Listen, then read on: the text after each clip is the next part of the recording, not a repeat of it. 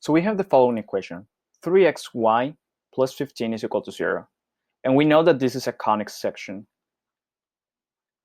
So what we want to do is to eliminate the bxy term over here and through a rotation.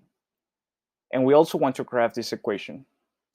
So to start off, we know that every conic section can be written in the form ax squared plus bxy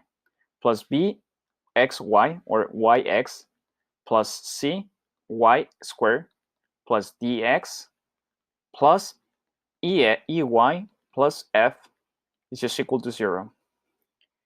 To eliminate our bx term,